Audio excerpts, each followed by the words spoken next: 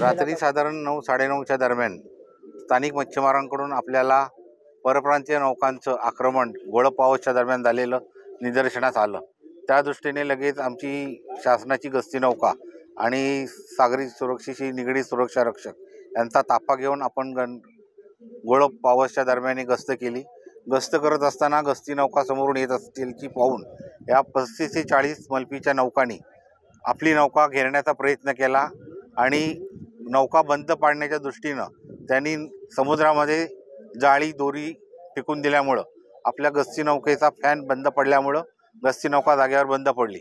पण हे सगळं होत असताना त्याच दरम्यान आपल्या नौकेने एका मल्पीच्या नौकेचा ताबा घेतलेला होता आणि तो ताबा घेत असताना त्यावरील खलाशांनी थोडंसं अवैध हत्यारं हातामध्ये घेऊन आमच्या कर्मचाऱ्यांना त्रास द्यायचा प्रयत्न केला, परंतु कर्मचाऱ्यांनी सुद्धा त्याला तोडीसतोड उत्तर देऊन त्या सर्वांना आपल्या ताब्यात घेऊन ही बातमी स्थानिक मच्छीमार यांच्यामार्फत सर्व पोचल्या कारणामुळं अर्धा 1 तासाच्या कालावधीमध्ये स्थानिक मच्छीमारांनी जवळपास 12 ते 15 नौका त्या जागेवरती उपलब्ध करून दिल्या आणि या नौकांचा ताफा पाहिल्यामुळं इतर ज्या नौका घेरट्या घालत होत्या बाजूला त्या पळून जाण्यामध्ये आम्हाला यश मिळालं आणि या बंद पडलेली आमची नौका आणि मल्पीची नौका या दोन्ही नौका टोईंग करून सकाळी 5 वाजता आपण बंदरामध्ये आणलेली आहे। त्या नौकेवर मसामानी अंतर्गत आपण दावा दाखल करू, त्या कायद्यानुसार त्याला दंड होईल। प्लस माननीय मंत्री महोदय यांनी आता निर्देश दिल्यानुसार त्याच्यावरती आम्ही पोलीस विभागाकडे FIR दाखल करत आहोत की जेणेकरून बाकीची कारवाई विभाग करेल। सदरची नौका ही मल्पे बंदरातील कर्नाटकमधील आहे।